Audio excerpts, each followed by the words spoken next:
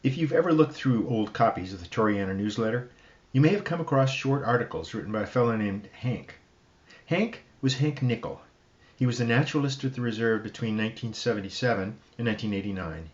He wrote about the animals, flowers, trees, geology, and history of the reserve, and also about the trails. In one article, he wrote, "It's my favorite trail." Hank knew the park well, very well. So when he wrote, "It's my favorite trail," you want to know why. And what trail was he talking about? The trail in question is one of the three that was laid out by the first curator of the reserve, Guy Fleming, and Ralph Cornell, the well-known landscape architect from Los Angeles. The trail is one of the oldest in the reserve. It was named after the botanist who found the Torrey pine in 1850, Charles Christopher Perry. This was Hank's favorite trail, and it's the trail we'll be visiting today. The trail begins at this sign, 118 steep stone steps ahead, proceed with care. Well, many people don't proceed. So the trail is in fact one of the less visited trails in the reserve. It's also one of the most beautiful. The steep stone steps are relatively new, in fact, barely a year old. So let's go back and look at the original steps that were laid down when the trail was created. The first steps were made out of wood placed into niches carved out of the hillside. They were rickety at best. With time they became dangerous. In March 2010, things came to a head. San Diego was drenched for several days by intense rain, with 4 inches falling in less than 2 days. The damage to the steps was irreparable, and the trail was no longer safe.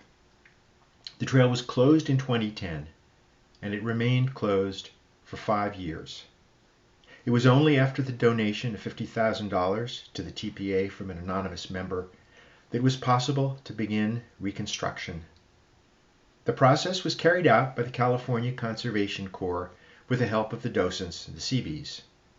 Finally, in spring of 2015, the trail was open again to the public. But life went on in Perry Grove during those 5 years. In fact, this was a time when the grove regenerated and flourished. By the time the grove was opened again, it had become lush with vegetation, with birds and animals roaming freely. As a result, Perry Grove Trail is now, if not pristine, certainly the closest to the most natural state that it's been in since it was first laid out at the turn of the century.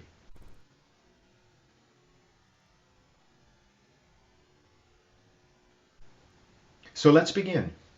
We begin with this steep descent of 118 steps. You descend away from the busier trails. You can be alone on one of the busiest days in one of the busiest cities. As we descend, it's like descending through time. On one side is a wall of Torrey sandstone. Tens of thousands of years of sand deposition made a sandbar that through time and pressure was uplifted to create this fragile sandstone wall. Then we see the contrasting red rock of the Linda Vista Formation atop the creamy yellow of the Torrey sandstone behind some sage scrub. We come upon what looks like a waterfall. It's a preview of what we'll see much more of at the bottom, lush California buckwheat in full bloom. Finally, we get to the bottom of the stairs and we start on the trail. Now, there are several ways you can walk a trail. One way to see the trail is the way runners do, at a breakneck speed. But you don't really see much that way. So we're going to take it easy.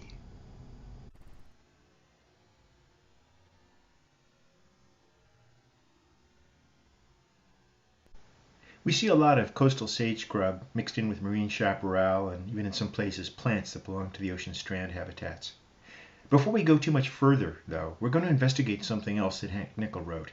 He said Perry Grove has the oldest Torrey pine that I know of. He said if you get down to the bottom, make a right, you'll see a wildly twisted and picturesque tree. He claimed it was over 200 years old. Could this be that one? And just a bit beyond the tree, we catch a glimpse of the Guy Fleming residence. It's well hidden and only visible from a few spots in the reserve. Most people don't even realize it's there. We turn back and continue down the trail. We see both chaparral and coastal sage scrub. You realize just how lush and healthy this area is. You also see the huge variety of different plant types that grow here. And what about the color? This is green, of course, but how many different shades of green are there? But even though these plants are green, they do have to deal with unpredictable water, and they adapt in different ways. Here's the beautiful red-barked manzanita, whose waxy leaves retain moisture. We look up close and we see the beginning of what will turn into the little apples that the plant was named after. Other plants store moisture in their thick leaves, like this beautiful Dudley eye. Certainly this prickly pear knows how to store water. And here's another prickly pear. Or wait, is it a wild cucumber? Could it be a hybrid, a new plant? Maybe the wild prickly cucumber pear? You probably know that the Kumeyaay used to ground up the root of the wild cucumber to make a powder that they throw into the water to stun fish so that they could be caught. But there's also a story that during the gold rush era, an enterprising snake oil businessman decided that the crushed root of the wild cucumber would be a good source of bitters used to flavor cheap gin. He called it Stoughton's bitters. Unfortunately, that idea didn't make him a lot of money because the bitters turned out to be a powerful laxative. So he rebranded it as a purgative, and that did much better. Now we start to notice something interesting. In some areas of the trail, we find beautiful flowers growing out in the open, but low to the ground. Here's a San Verbena showing off. But many of the other flowering plants seem shy, and they poke their heads out between other plants, like this wild snapdragon. In fact, in some cases, we don't even see these plants unless we look very hard. Why would that be? Then we realize that the coastal strand plants don't have to worry about chaparral or coastal sage scrub getting in the way. They don't have to grow high. But if you're a flowering plant growing among the scrub or chaparral and you want to get pollinated, you better fight your way through the thicket, like this beautiful yellow Mariposa lily. Or this one, poking its head up through California buckwheat. In fact, you may have to go out of your way to advertise yourself to pollinators with extravagant colors. As we continue, we come to a view of the ocean. We look back and we see something odd. Why are those Torrey pines leaning backward? Could it be the effect of the wind? We could try to fix them, but we know they'll go back the way they were as soon as we leave. As we continue, we go slow, trying to make sure we don't miss anything. Like, what about the animals? Why haven't we seen any? Are there none? Or were we just not looking in the right places? Now we see another prickly pear. What's all that stuff in the middle? It looks sort of like a spider web. We look closely. It is, but it's an unusual kind. There seems to be a long, narrow funnel going down. Do you see it? Maybe if we look really close. Yep. Can you see him? Or her? That's a funnel weaver sitting in the middle of the burrow. The funnel weaver is sneaky. It hides in its funnel-like tube until an insect lands on the flat sheet surrounding its funnel and gets stuck.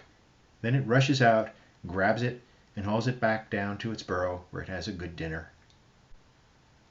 Here's another one. This one is a beautiful orb weaver.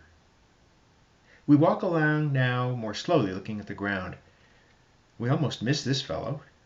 It's a western fence lizard. He's trying to hide in plain sight by being very still, but we see him. Let's look closer. Did you know that these lizards have a third eye? Yep, it's right on top of their head, looking up. Well, it doesn't really look up, and it's not a full eye. It's more like a light-sensitive organ, but the lizard uses it to tell it if something is above him. What could that be? Well, a bird of prey, or who knows, hungry docent trainees. Now, here's an odd one. What is that? If you know, raise your hand. You'll get a prize. And do you see this one? Well, possibly not until it moves. Let's wait. There he goes. Let's get out our magnifying glass and get a close-up. Wonder where he's going. Clearly on a mission. This is a darkling beetle. What a name. It sounds like he belongs in Middle-earth, or maybe Star Wars. Red roses too, I see them bloom for me and you, and I think to myself, what a wonderful world.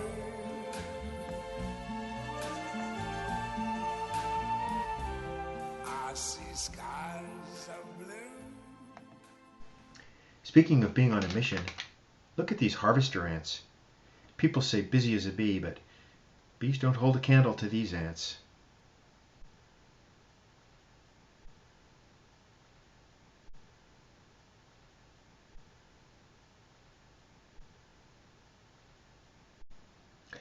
Henry David Thoreau once wrote, "It is not enough to be busy.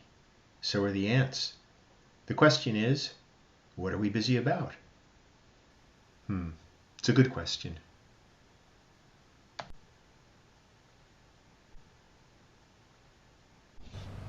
Speaking of busy as a bee, look at this California buckwheat. It's in full bloom, and at first we're distracted by the white flowers. But then we notice motion. Let's get closer. Wow, the whole plant is moving, but it's not the plant, it's bees. There are bees all over. If we listen carefully, we can hear them buzzing around.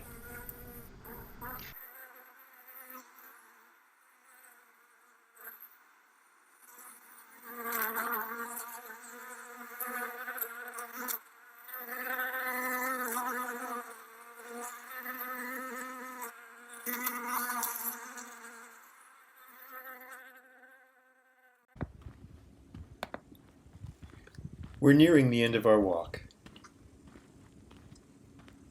The trail heads out toward the ocean. And then we stop, we look around, we appreciate the wide open spaces, the vistas. This really is a beautiful place. It's lush, it's healthy.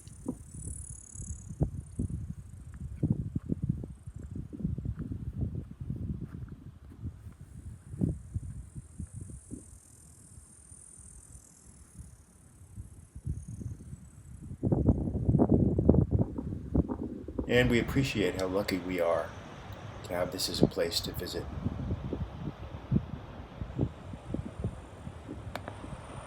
And we realize as well that although human activity has done a lot of damage to the reserve and to areas like it, people can play a very important role in safeguarding, protecting, and bringing such places back to a more natural state. We come upon some wacky weeders.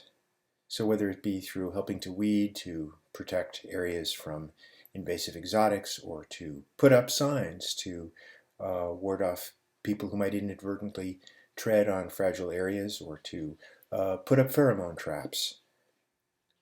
There are lots of things that we can do to help restore, bring these places back to life. Trees of green, red roses too. I see them bloom for me and you, and I think to myself, what a wonderful... As we end our walk, we think back to Hank Nichol and understand why he said he liked Perry Grove so much. Nichol wrote, "Perry Grove is a quiet place. You can be alone on the busiest day of the year. The long, steep stairs may be the reason.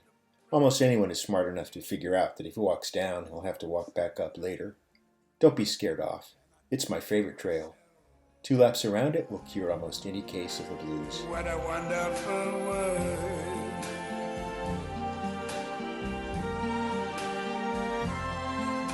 The colors of the rainbow, so pretty in the sky, are also on the faces